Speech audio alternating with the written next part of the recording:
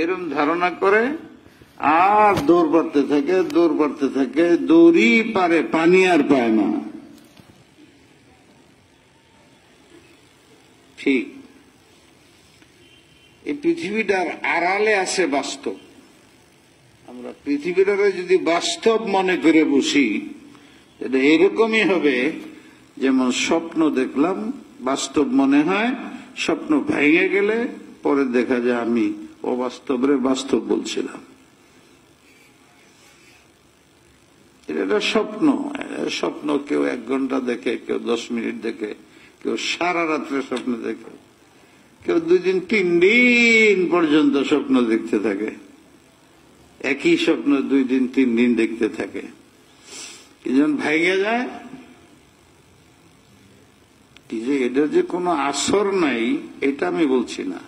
স্বপ্ন স্বপ্ন, এটা অবাস্তব। যখন স্বপ্ন দেখি ওটারে বাস্তব মনে হয়, ওটার আড়ালে বাস্তব লুকিত থাকে। পৃথিবীটা ঠিক তাই। এই যে আমরা মনে হইতেছে বাস্তব, ঘুম ভেঙে যাবে অর্থাৎ মৃত্যু হয়ে যাবে, তখন মনে হবে এই দীর্ঘ 50, 60, 70, 80 বছর স্বপ্নে ছিলাম। আড়ালে দ্বিতীয় পৃথিবীটা হইল বাস্তব, তখন এই স্বপ্ন বুঝা যাবে। তো এটা যে বুঝে পদক্ষেপ নেয়, তার স্থায়ী জীবনে যেখানে স্বপ্ন নাই সেখানে সফল বাস্তব। আর যারা এটা বুঝে না, বিশ্বাস করে না, এটার উপরে আমল করে না, তারা মরীচিকার পিছে দৌড় পড়ে কুকুরের মতো, সর্বশেষ স্বপ্ন ভেঙে যায়, তাদের স্থান হয় জাহান্নাম।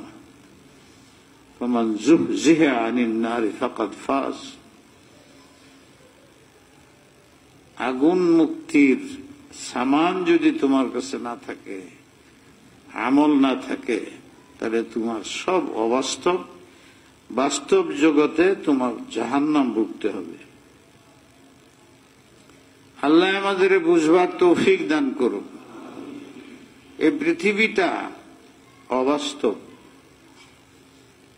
আপনি এখানে গেলেন, ওটা আপনার বাড়ি না, আপনি জানেন 3 দিন 4 দিন 5 দিন থাকবেন। আপনি এতটুকুই ব্যবস্থা করেন, 5 দিনের প্রয়োজন মেটান। বাড়ির সব টাকা সম্পদ পয়সা সব লিয়ে ওখানে 4 দিনের লেগে যান না। এই দুনিয়াতে আপনি বেশি কত বাঁচবেন? কতদিন? 100 বছর, খুব কম। 60, 70, 80-র মধ্যে জায়গা। আমি কতবার আপনাদের বুঝাইবার চেষ্টা করছি, আমার নিজেরে বুঝাইবার চেষ্টা করি। যদি মাইনা নেই 70, এভারেজ 70 নাই, 60, এভারেজ 60, 70ও মাইনা নেই, তাহলে আমার মনে হয় 30 বছরের উপরে, 25 বছরের উপরে আমার কার্য সময় হয় না। খুব গভীরভাবে চিন্তা করেন। 15-20 বছর বাদ দেন, 15 বছর তো বাদ দিতেই হবে, বালেগী হন না আপনি। 70 থেকে যদি 15 বাদ দিয়ে দেই, কেউ বিশ্বাস করে না, কেউ দায়িত্ব দিবেন তোমারে, সবাই তোমারে ছোট মনে করবে, অনভিজ্ঞ মনে করবে, চাকরিও দিবে না। চাকরি দিলে যে হোটেলের চাটা খাবাও, ওই জুতাটি সাফ করো, যোগ্যতা লাগবে না? এই যোগ্যতা হইতে হইতে আসলে যদি যোগ্যতা অর্জন করো, কমপক্ষে 25-30 বছর লাগবে। এরপরে আবার তোমার সেই যোগ্যতা অনুযায়ী চাকরি দেওয়ার আগে আরো 5-7 বছর অভিজ্ঞতার কথা বলবে। তাই মূল জায়গাটা পৌঁছতে মিনিমাম তোমার 40 বছর বয়স লাগবে। 35-40 বছর না হলে হবে না। কিন্তু তোমার জীবন তো 35-40 বছর কার্য দিবস নয়, কেমনে? এই যে বললাম 70 যদি তুমি মাইনে নেও তো 15 তো বাদ দিবা, 15 বাদ দাও, রইল কত? এরপরে রিটায়ার্ড হইবে না, চাকরির থেকে রিটায়ার্ড হবে না, সরকারে একটা বয়স রাখছে না, এটা কত? কত কত বাদ দিতে হয়? 70 থেকে 11 বাদ দেন, কত হইল? 55, তার 11 থেকে লোগা 44। এই যে 44 দিন, 44 বছর হইল। এখন এর মধ্যে আপনার খাওয়া দাওয়া, খাওয়া যেখানে ভরেন টাঙ্কি, এখানে কি পরিমাণ ভরে, আবার আরেক ট্যাঙ্কির মধ্যে পানি পান করেন, এটা জমাইতে হয়, মেশিনারি সব ঠিকঠাক করে। শুধু খাওয়ার দাওয়ার মধ্যে আর এটি বাইর করার মধ্যে কতটুকু সময় যায় চিন্তা করেন। দৈনিক কয়বার পেশাব করতে হয়, এরপরে কয়বার পায়খানা করতে হয়, দুইটা মিলে যদি 1 ঘন্টা ধরি সারাদিনে, হয় না 1 ঘন্টা ধরলাম, আর খাইতে যদি আরো 1 ঘন্টা হয়, খুব কম ধরলেও 2 ঘন্টা ধরলাম। ঘুমান কয় ঘন্টা? ধরতেই হতো, হ্যাঁ 4 ঘন্টা। কয়জন 4 ঘন্টা হাত দেখাইতে পারবেন? 6 থেকে 8 ঘন্টা ঘুমাইতে হয়। যদি 6 ঘন্টা ধরি, 6 আর আগে কত করছিলাম? 2, 8 ঘন্টা হয়ে গেল। আরো কিছু করেননি।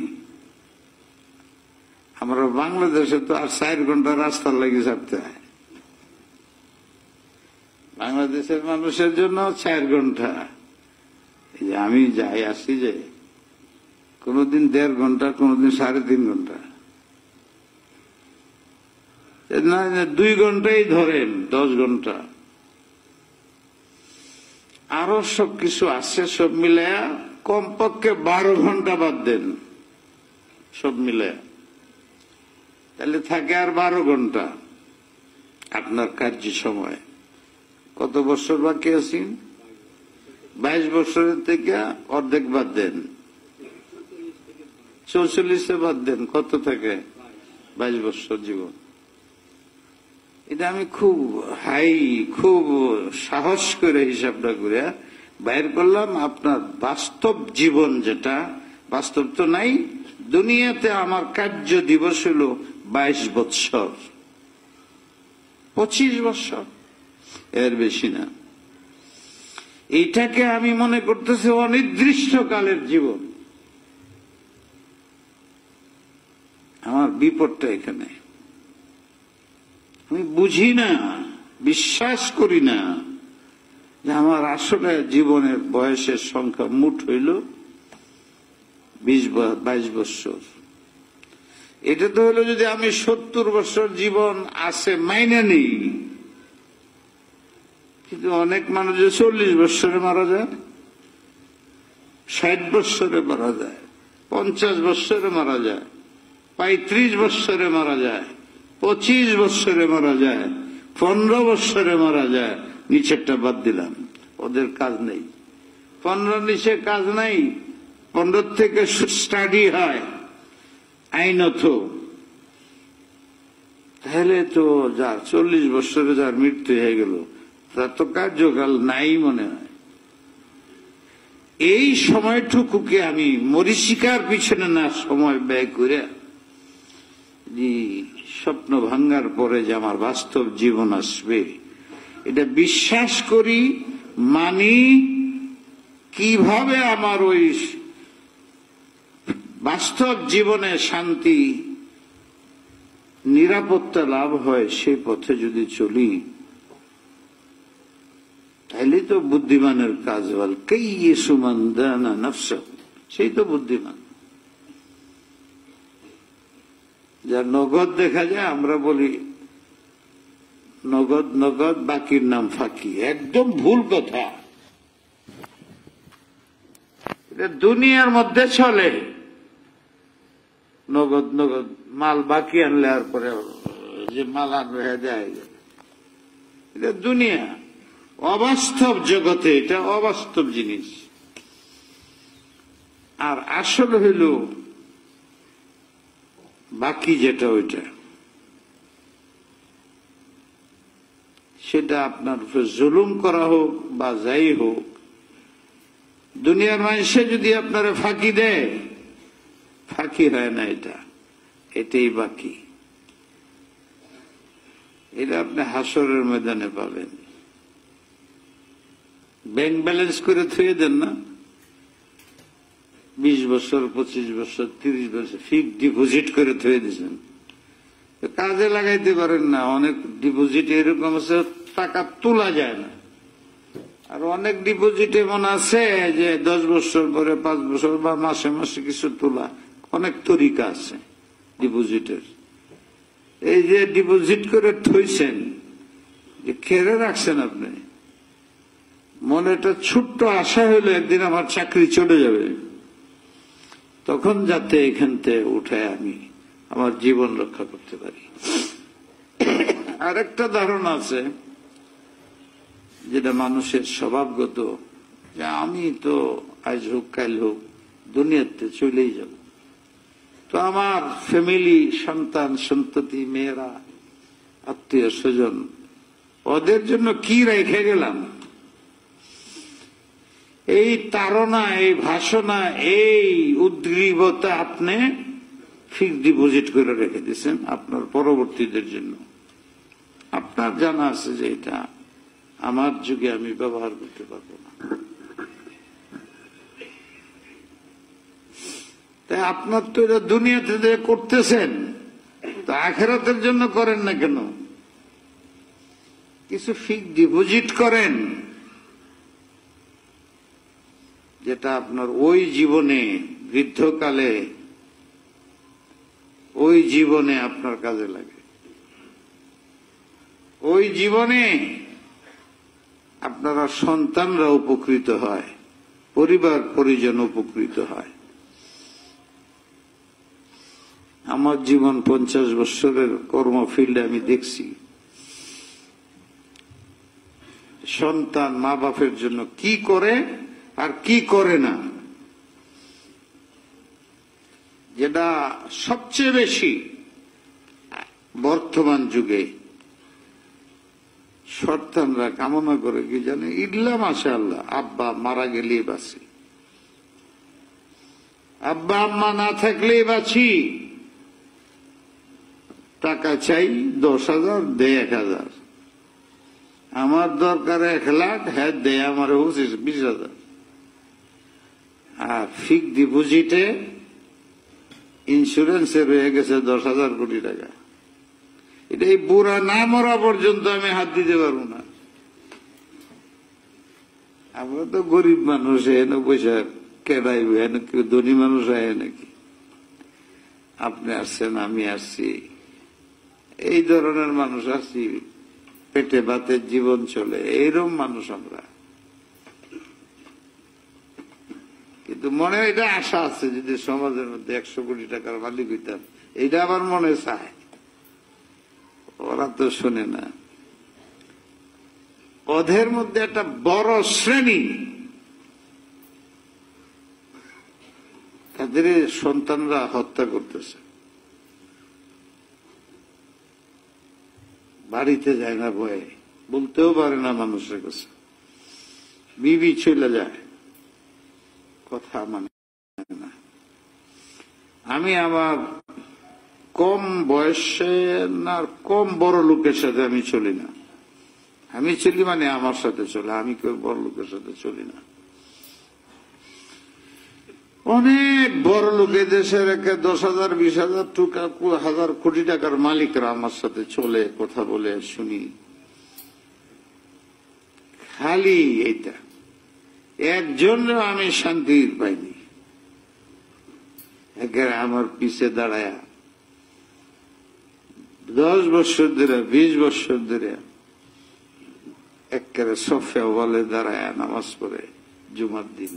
এরকম কত মানুষ, তারা আমার কাছে কি বলে, কোন সময় বলে যে আমার বিবিটা খ্রিস্টান হয়ে গেছে, আমার মেয়েটা চলে গেছে, কলঙ্ক হইতেছে, এই ছেলেটা আমাকে মারে টাকার জন্য। এরপরে অনেক খবর পাওয়া যায় যে শুট করে দিছে বাপের। মা আর ছেলে একদিকে চেয়েছে, বাবার একদিকে। 100-র মধ্যে 95 জনের ঘটনা এটা। কিছু করার নেই, এতে কোনো শান্তি নাই। আপনি যে শান্তিতে না বসে নামাজ পড়তেছেন ওইটাও তাদের নাই। তারা যদি বেশি ভালো পাক্কা নামাজি হয় তো খুতবার আগে দেয়, এই বয়ান শোনার জন্য আসে না। খুতবার জন্য আইসা আবার গরিব দিকে চাকায়া থাকে, 5 মিনিট লেট হয়ে যেতেছে কে, আবার ধমক দেয়। আইসে এসে 5 মিনিট আগে আইসা দাঁড়ানি অবস্থায় নামাজ পড়িয়া সালাম দেওয়ার 1 সালাম দিলে হ্যাঁ বাইরে যাবো গা। এটা হলো সবচেয়ে পাক্কা ভালো মুসাল্লি। আপনার মতো 1 ঘন্টা আগে মসজিদে বসে রয়েছেন, আবার নামাজের পরেও আমারে ছাড়বেন না, এন আমার চালাকি চতুরি করে হইলো 10-15 মিনিট বসতে হইব। আর আগামী সপ্তাহ তো মুসল্লিরা যে কি কষ্ট পাবে, কিন্তু কোন রাস্তা তো নাই। আজকে তো আবার নামাজ পড়ানোর কথাই না। হ্যাঁ, আমি দায়সা প্রথম যখন দেখছি, দেখে গেলাম যে দেখ মসজিদের অবস্থা। 12টা বাজে, 12:15 বাজলো। 12:15 সময় তো মসজিদে ঢুকার জায়গা থাকে না। আমি যেদিন আসি, আজকে তো মুসল্লিরা জানে না যে হুজুর আসবে। এটা আমার কামালের জন্য না, আমার মোহাব্বতের জন্য। আমি 40 বছর 50 বছর এখানে, এই সব তৈরি হয়েছে আমার চোখের সামনে। এরা অন্যরে দেখে নেই, আমারে দেখছে। ছোট হইতে থেকে আমারে দেখতেছে, আমার সাথে মোহাব্বত। আমার সে বড় ফেরেশতা আসলে আর মন বসে না। হুজুর আইসে মন বসে গেছে। হুজুর কি বলবে না বলবে এটা পরে, হুজুর আসছে এমন।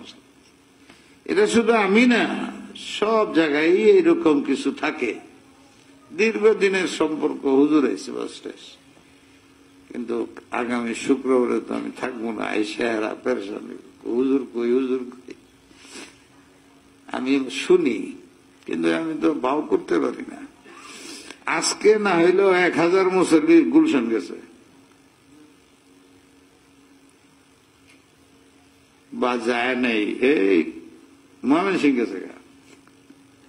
কারণ এই জুমার নামাজটা আমি ময়মনসিংহ পড়াই, তো ময়মনসিংহ যখন পড়াই তো ওখানে দেখি যাত্রাবাড়ির কিছু লোক আছে। আশ্চর্য লাগে। আর আমার নিয়ম হইলো যে আমি বলি না আগে যে আগামী জুমার কথা, আর জানিও না আমি। আজকে এখানে না, আজকে ব্রাহ্মণবাড়িয়ায় জমা পড়ানোর কথা। আমি এটা আগে যদি বলে দিতাম, সত্যি আজকে কিছু 100-150 লোক ঢাকা বিভিন্ন জায়গাতে ব্রাহ্মণবাড়িয়া আসতো। কিন্তু ব্রাহ্মণবাড়িয়া রাজনৈতিক, ওখানে কেবল নির্বাচন চলছে, সব সভা সমিতি বন্ধ। আমি জুমাতে যাবো যে আমারও জানেছে 1 লক্ষ লোক মিনিমাম সরকার। আমি বললাম যে আমি তো ঝামেলা পছন্দ করি, যাবই না। আর ওইটা সাংঘাতিক জায়গা, বাংলাদেশের মধ্যে প্রসিদ্ধ এলো কোন জায়গা, সাংঘাতিক জায়গা এটা। একদিক দিয়ে খুব ভালো, ওই ব্রাহ্মণবাড়িয়ার মানুষ ছোট বড় স্কুল কলেজ সব আলেমরা যা বলে তাই করে। ওখানে গায়রে আলেমরা দাঁত দাবাইতে পারে, এত ইত্তেহাদ তাদের, সাংঘাতিক মজবুত ওখানে আলেম পাবলিকরার সাথে, পাবলিকরা আলেমদের সাথে, কেউ পারে না। এখন এখানে যারা আলেম থাকে তাদেরও দায়িত্ব আছে, যেহেতু পাবলিক তাদেরকে অন্ধ বিশ্বাস করে, তো তাদেরকে নিগরানি করা, তাদের কাজে লাগানোর তর্সটা কি হবে? খালি হাঙ্গা বয়া 10 জন মেরেছে, 20 জন মেরেছে, 20 জন মরে গেছে, এইটা হইতেছে, এগুলো ঠিক না। মানুষের জানের নিরাপত্তা হোক, সেই পথে চলতে হবে। ইত্তেহাদ ঠিক সাংঘাতিক এদের, কিন্তু এদের পদক্ষেপ মাঝে মাঝে এমন হয়ে যায় যে 60 জন মেরেছে, 10 জন মেরেছে, 20 জন, আগে একবার 13 জন মরছে, এবার 16-17 জন মরে গেছে। কি লাভ হইল? ইত্তেহাদ থাকা চাই, কোরআনে আছে মিল থাকা চাই।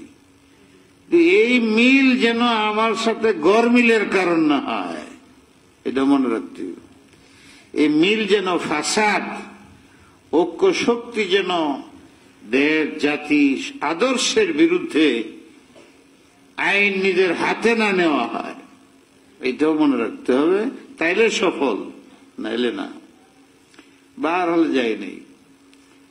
আগামী সপ্তাহ আমার তো এইখানে নামাজ পড়ানোর কথা, যেহেতু এই সপ্তাহ দিয়ে দিয়েছিলাম ব্রাহ্মণবাড়িয়া, এটা যে মসজিদের পড়াইতাম নামাজ, এটা হইল আমার দেশের বাড়িতে মসজিদ, ওইটা ওই হেনে দেয়া, এই হেনের যেটা আগামী সপ্তাহ এইটা দিয়ে দিয়েছিলাম ময়মনসিং। বিশাল সভা, 5-7 লক্ষ লোক হয়। কারণ আমি বিপদে পড়ছি, আগামী জুমায় চলে যাবো ওখানে। ভাবলাম যে নাইমা মারছে কানা মামা বলা, একটু আপনারা দেখে যাই। হ্যাঁ, এই জন্য এসে বসলাম। আজকে তো এখানে আসার কথা না, কিন্তু কালকে আগামী সপ্তাহে যারা আসবে এসে দেখবে হুজুর নাই, আর আমি দেখবো আমার লোকটি নাই। মাঝে মধ্যে এরকম বিপদ আসে, কিন্তু এর মধ্যে ফায়দা আছে। হেরাও বুঝবো হুজুর না থাকলে মনটা কেমন থাকে, আমিও বুঝবো যে ব্যাক মানুষের সামনে দাঁড়ায় রয়েছে, কিন্তু আমার আসল লোকটি নাই।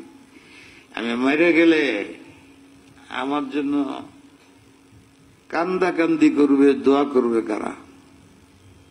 অনেকেই করবে, কিন্তু আসলে করবে যাত্রাবাড়িওয়ালারা।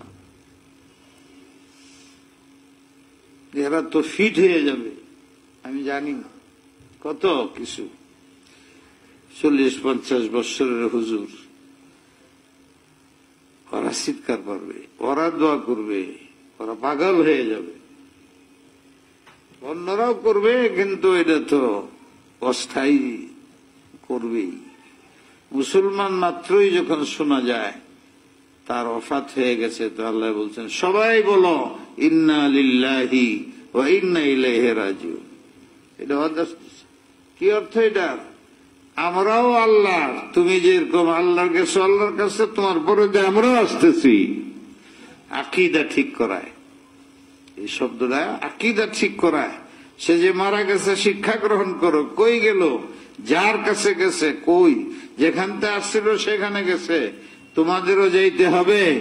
তারে তোমরা বিদায় দিচ্ছ, যাও, আমরা তোমাদের পিছনে আসতেছি। এইটা বুঝ যেন তোমার মধ্যে আসে। আজকে তারে কাঁধে করে নিয়ে যাইতেছ, আরেকদিন তোমারে কাঁধে করে নিয়ে যাবে। এই শিক্ষার জন্য বলা হয়েছে ইন্না লিল্লাহি ওয়া ইন্না ইলাইহি রাজিউন। কবরে যা কি বলতে হয় জিয়ারতে? আসসালামু আলাইকুম ইয়া আহলাল কুবুর, হে কবরবাসী তোমাদের প্রতি সালাম। নাহনুল আখিরুনা ওয়া আনতুমুস সাবিকুন, তোমরা আমাদের আগে চলে গেলে আমরা তোমাদের পিছন দিয়ে আসতেছি। কবরের পাশে দাঁড়ায়া তোমরা আমাদের আগে আসছো, আসল বাড়িতে পৌঁছে গেলে আমরাও আসতেছি। ইয়াগফিরুল্লাহু লানা ওয়া লাকুম, মৃত্যুর আগে যেন আল্লাহ আমাদের ক্ষমা করে দেয়, তোমাদেরকেও যেন আল্লাহ ক্ষমা করে দেয়। ইয়াগফিরুল্লাহু লানা ওয়া লাকুম নাহনুল আখিরুনা ওয়া আনতুমুস সাবিকুন, আমরা পরে আসতেছি, তোমরা আগে চলে গেলা, আল্লাহ তোমাদেরও মাফ করে দেখ, আমাদেরও মাফ করে দেখ।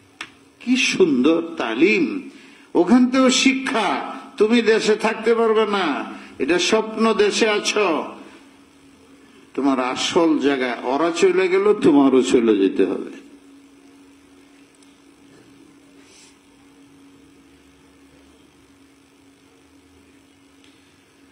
يا صاحبي لا تغتر بتنعمي،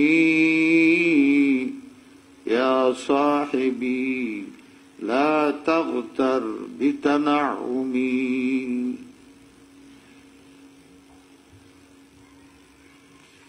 إن المال ينفد والنعيم يزول। হে আমার দোস্ত, বন্ধু, সাথী, দেশবাসী, মুসাল্লিয়ানে কেরাম,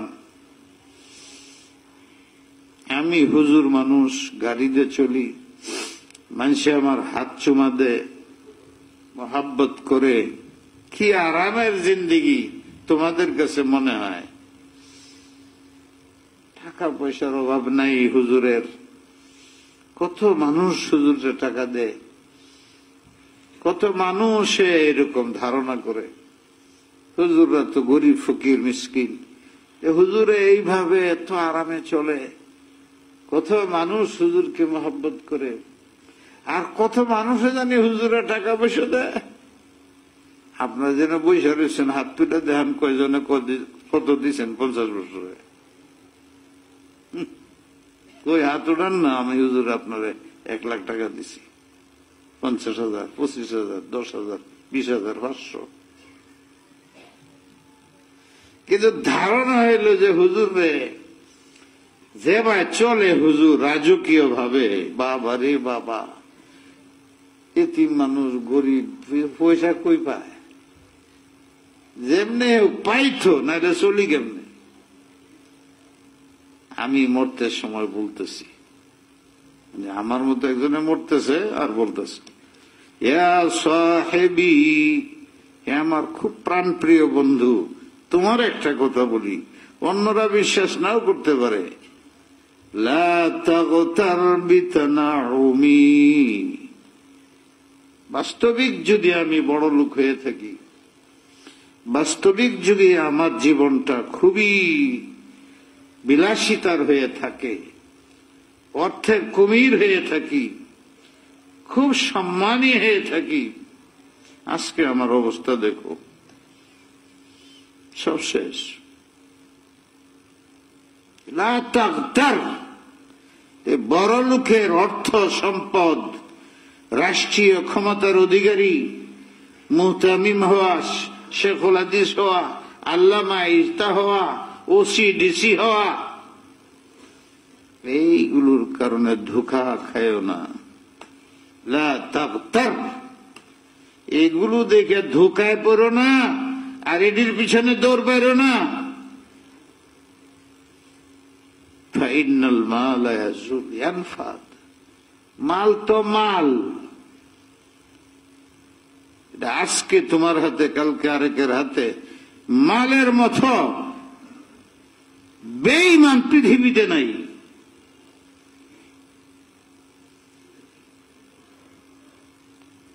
কত আদর করে বুকের পকেটের মধ্যে রাইখা, এইখানে সেখানে গুপ্ত স্থানে রাইখা আবার টান দিয়ে চেন দিয়ে ঘুরে থুয়া এইভাবে দূরে রাখি। কত আদর করি, পকেটে রেখে আদর করি, বুকের মধ্যে রাখি, পকেটে রাখি।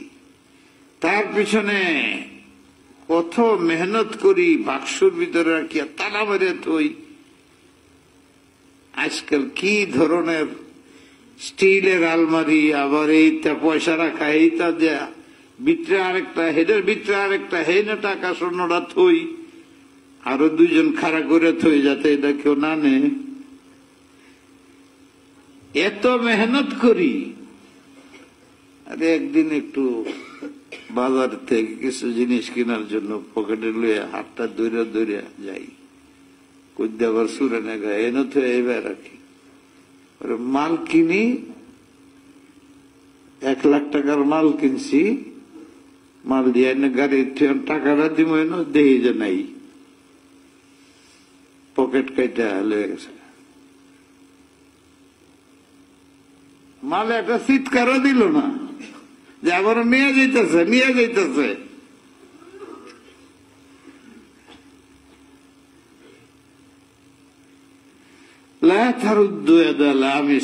অনেক মহিলা আছে আজকের রাত্রে দেখা যাবে, এরকম মাঝে মাঝে রাত্রি আসে, হাত বাড়াইলে না করে না। বুঝো নাই কিছু? যুবকরা তো আগে বুঝে যাওয়ার কথা।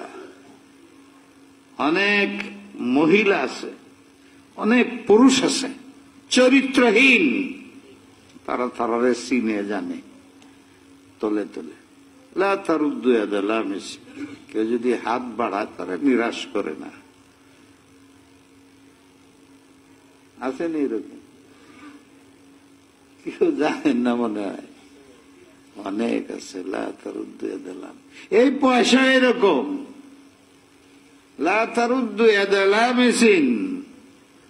যত যত্ন করে রাখেন, যে হাত দিবে হের লগে চলে যায়। এইটা নিয়ে আপনি বড়াই কোন এত বড় বেঈমান। আমার পকেটে এত আদর করে রাখতেছি, একটু হাতটা উঠেছি পরে দেই নাই, আরেকজন লেগেছে। ওই মেয়েদের মতো যে বিয়ে করছে জায়গা আরেকজনের লোকে। কি ভাবতেছেন হুজুর? কি শুরু করলো এটা? আমি জীবন ভরে এটা শুরু করি, এটার মধ্যে এইটা ঢুকাই দিই, এইটার মধ্যে এইটা ঢুকাই দিই। যে বুঝে বুঝে, যে না বুঝে না বুঝে।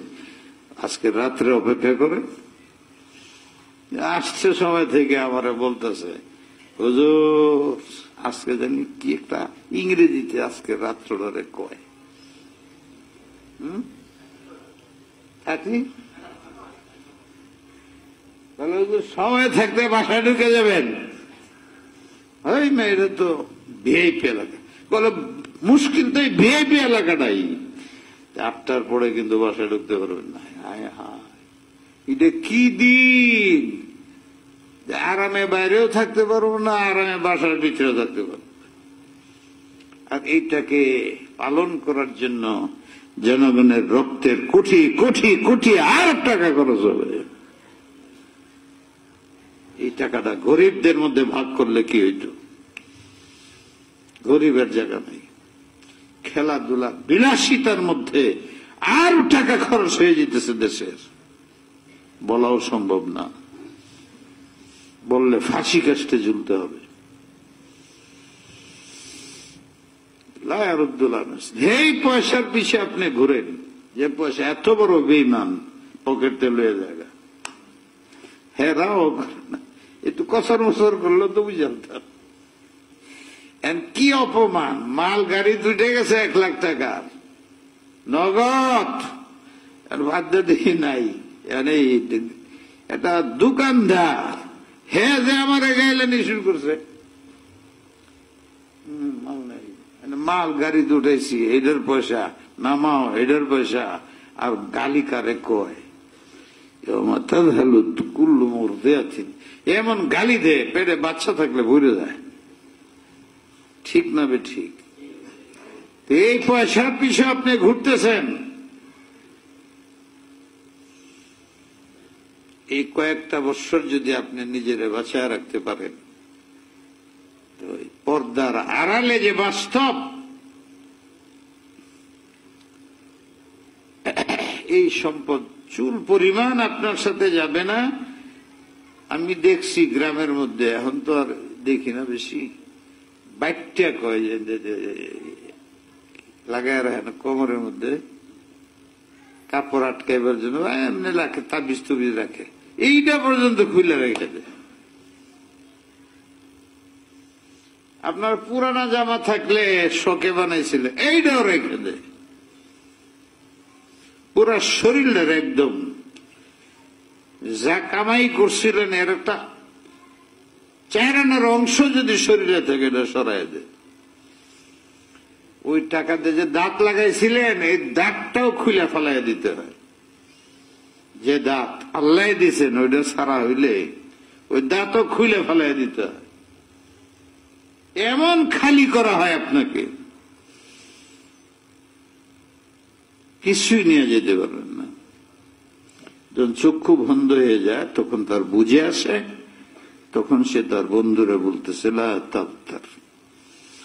আমার বিলাসিতা, আমার গাড়ি বাড়ি দেখছো, কিন্তু আমি আজকে যে অবস্থায় আছি তোমরা কাঁধে করে নিয়ে যাইতেছ, কিছুই নাই। বিবিও নাই, যে বিবির জন্য এই করছিলাম সেও নাই, সন্তানরাও নাই, চুল পরিমাণ কাজে লাগতেছে না আমার অর্থ সম্পদ, মাল নাই, পাইতেছি না।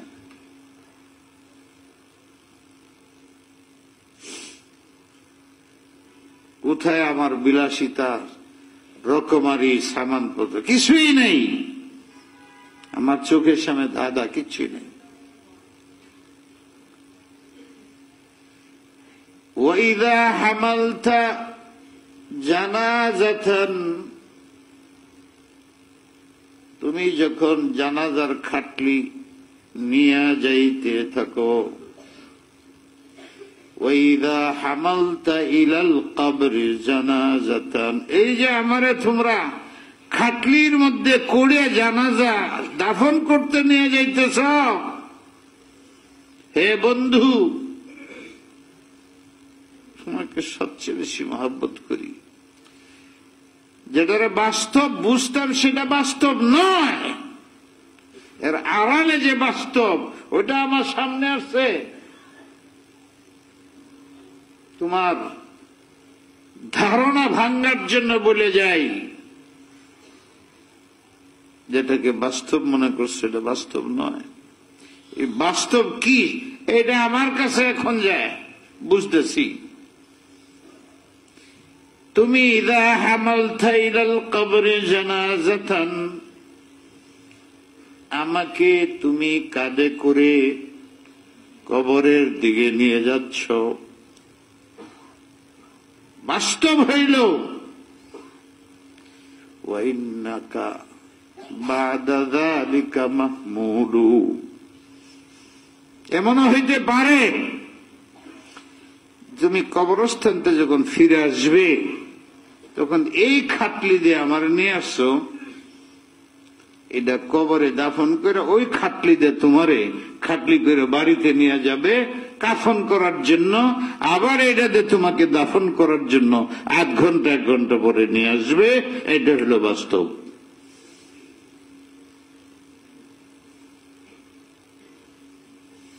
وَإِذَا حَمَلْتَ إِلَى الْقَبْرِ جَنَازَةً فَاعْلَمْ أَنَّكَ بَعْدَ ذَلِكَ بَعْدَهُ مَحْمُولٌ يَا صَاحِبِي لَا تَغْتَرْ بِتَنَعُّمِي فَإِنَّ الْمَالَ يَنْفَدُ وَالنَّعِيمُ تَزُولُ وَإِذَا حَمَلْتَ إلى القبر جنازة فاعلم أنك بعدها محمول। তুমি এইটা হাকিকত, এই বাস্তব, এই বাস্তব যদি বুঝো, হাসবুনাল্লাহ ওই বাস্তব আল্লাহর নিয়ন্ত্রণে। এখানে অন্যের কোনো দখল নাই।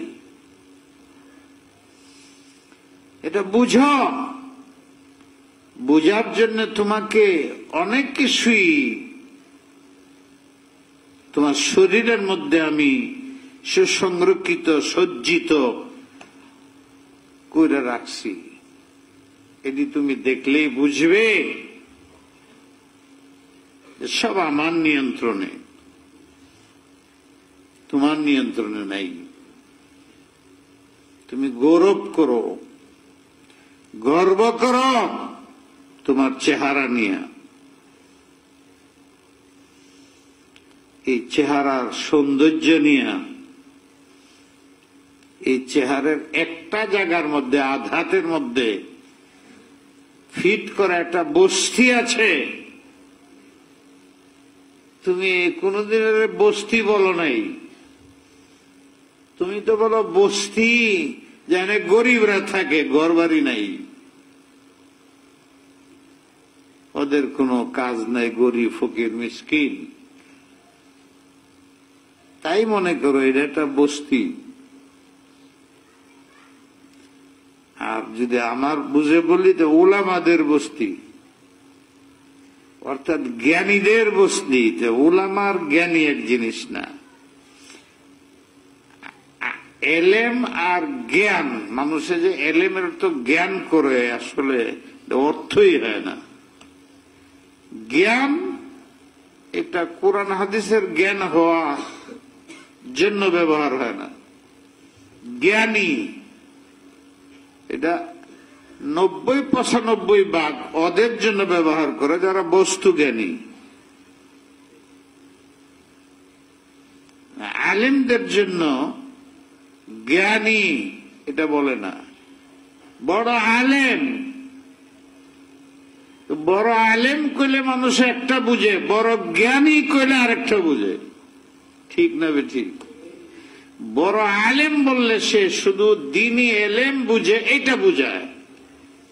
বড় জ্ঞানী বললে এটা বড় আলেম এটা বুঝায় না। ব্যারিস্টাররাও বুঝায়, বস্তু জ্ঞানীরাও বুঝায়, বুঝায় না? বুঝায় না। এই জন্য হুজুর বড় জ্ঞানী এটা চলে না, হুজুর বড় আলেম এটা চলে। এলেম কইলে যেটা বুঝায়, জ্ঞানী কইলে সেটা বুঝায় না।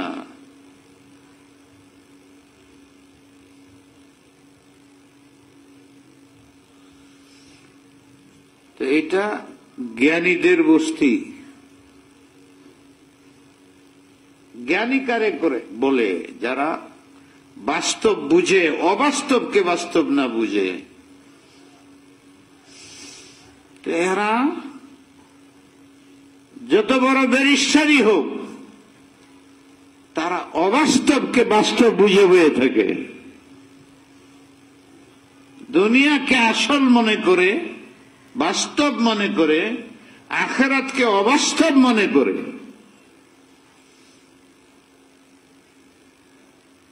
তাহলে এরা জ্ঞানী, কিন্তু আলেম না। আলেমরা আখিরাতকে বাস্তব মনে করে, দুনিয়াকে মরীচিকা এবং স্বপ্ন মনে করে। এখন আমার যে এইখানে আছে চোখ, নাক, মুখ, কান, এদিকে আলেম বলবো না জ্ঞানী বলবো? এদের তো ভুল নাই, এজন্য আমি এটা বললাম আলেমদের বস্তি। লাল না সাদা এটা কে বলতে পারে এখানে? বলেন দেখি, চোখে লাল না সাদাটা বলে দে। এই বলাটা 100 বছর পরেও আপনারা যদি জিগায়, 100 বছর তো বাঁচবেন না, 50 বছর পরে যদি জিগায় যে ওইখানে যে গেছিলা এটা কি দেখছিলা, লাল না সাদা? কলে লাল। এটা তুমি কেমনে বলতেছো? চোখে তো বলছে একবার দেখছিল। ওখানে আবার খাজানা আছে, ব্রেইন, এটার মধ্যে তুমি স্টক করে রাখছো।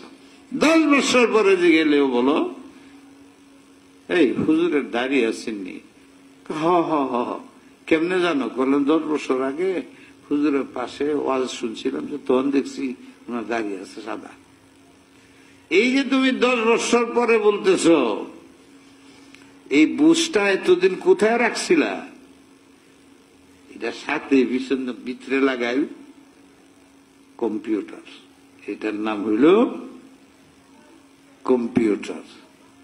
কম্পিউটার যেন থাকে, তুমি যে দেখছো চোখ দিয়ে লাল, এটা কম্পিউটার হয়ে রয়ে গেছে ব্রেইনের মধ্যে। এই কাজটা সে যে করে অ্যাকুরেট, একদম ঠিক লাল লাল। হ্যাঁ, লালের কোনোদিন হলুদ করব না।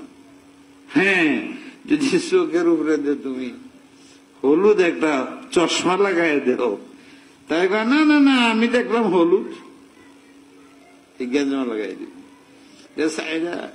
ওই চশমার কারণে হয়েছে। নাকেরে জিগাও খাইছিল যেটা কিরম করে, ভাই আমি খাই নাই তো, কেরকম গন্ধ। এ যে গন্ধ বলছে পারফেক্ট, একদম অসত্য বলে নাই, এটা বাস্তব বলছে। আর যারা জ্ঞানী এরা বাস্তব বুঝে না, তাই সে জ্ঞানী না, আলেম। বাস্তব।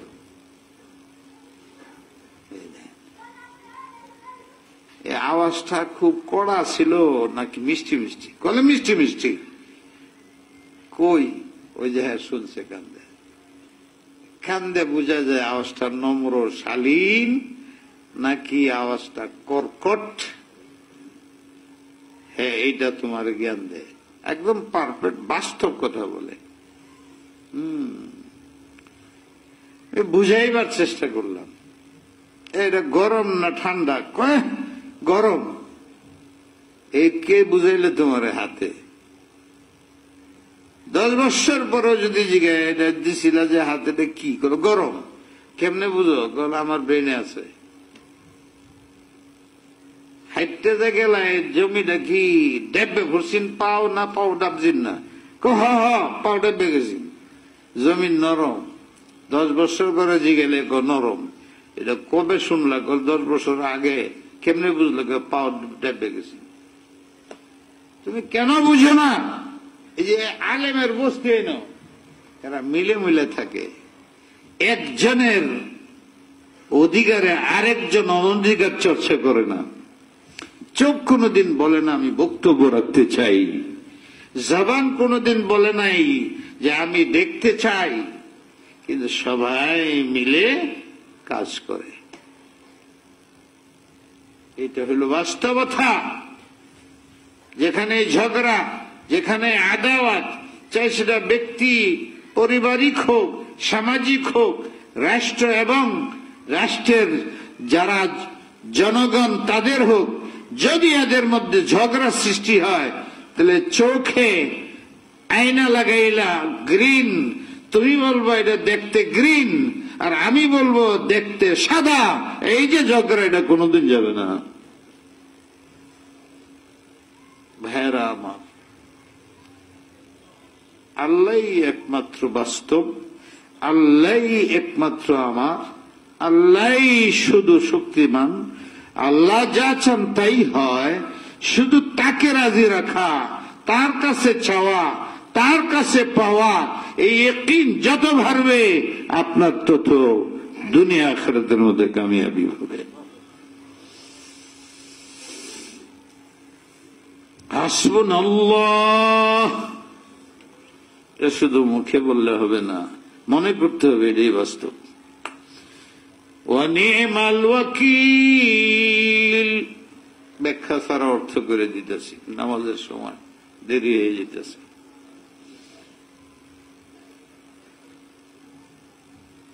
অনেক জায়গায় আইন আছে এবং এটাই আসল আইন। ইল্লা যদি সরকার অনুমতি দেয়, মোকদ্দমা হইলে এখানে আমি যত জ্ঞানী হোক, আমার ব্যাপারে ওকালতি করতে পারি না। আরেকজন উকিল কারা করতে হয়? হ্যাঁ, এটা একটা ভিন্ন আইন আছে, যে আমি উকিল হয়ে থাকি তাহলে পারমিশন নিতে হবে যে আমি নিজে উকিল, আমার মামলাটা নিজেই লড়বো, তো এটা পারমিশন নিতে হবে। তা না হইলে মামলার মধ্যে আপনি যতই হন উকিল রাখতে হবে, নাহলে আপনার মামলা ডিসমিস হয়ে যাবে। আল্লাহ বলেন হাসবুনাল্লাহ, সব ক্ষেত্রে সবকিছুর জন্য, ভালো মন্দর সর্বক্ষেত্রে আমি তোমার জন্য যথেষ্ট, আমি তোমার ওকালতি করবো, আমি তোমার উকিল। এই আমার বাংলা শব্দটা কোরআনের মধ্যে আছে, আমরা যে উকিল উকিল করি এটা কোরআনে আছে। সব জায়গায় আমি তোমাদের উকিল তুল্য, আমাকে উকিল মনে করো। আসামি তার মামলার সব নথিপত্র তার কাছে দিয়ে দেয়, সেই উকিল তারে মামলা লড়াই করে। ঠিক আমি আল্লাহ তোমার উকিল।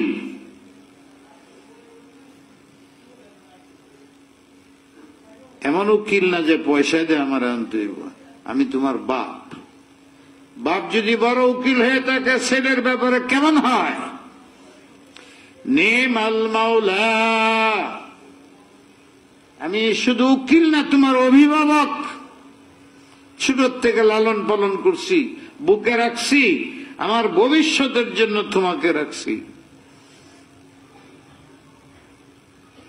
এই প্রেসিডেন্টের চেয়ারে তুমি বসবে, এইভাবে আমি তোমারে তৈরি করছি। নিমাল মাওলা, আমি অভিভাবকে কি করার জন্য অভিভাবক হইলাম? আমি উকিল কেন হইলাম? উকিলের কাজ কি? অভিভাবকের কাজ কি? নিমান নাসির, আমার চেয়ে তোমাকে বাঁচানেওয়ালা, সাহায্যকারী পৃথিবীতে নাই। উকিল হওয়ার সুবাদে, তোমার অভিভাবক হওয়ার সুবাদে সব জায়গায় তোমার মোকাবেলা, শত্রুর মোকাবেলা করা, আর যথাস্থলে তোমাকে বোঝানো, তোমার অভিষ্ট লক্ষ্য অর্জন করায় দেওয়া, নাসির, এর যা সাহায্য করতে হয় আমি আল্লাহ জিম্মেদারি নিলাম। বুঝতে হবে, মানতে হবে। দুনিয়া আমরা যা দেখতেছি এটা বাস্তব না, এটার আড়ালে বাস্তব গোপন আছে, লুকায়িত আছে। এটা যখন চোখ খুলবে, বন্ধ হবে, তখন বোঝা যাবে যে আমরা এতদিন লম্বা স্বপ্নের ভিতরে ছিলাম। সুতরাং এই 20-22 পরের জীবনটাকে আপনি সুন্নত মোতাবেক চালান। আল্লাহ আপনাদেরকেও তৌফিক দেখ, আমাকেও তৌফিক দান করুক। ওয়া আখিরু দাওয়ানা আলহামদুলিল্লাহি রাব্বিল আলামিন।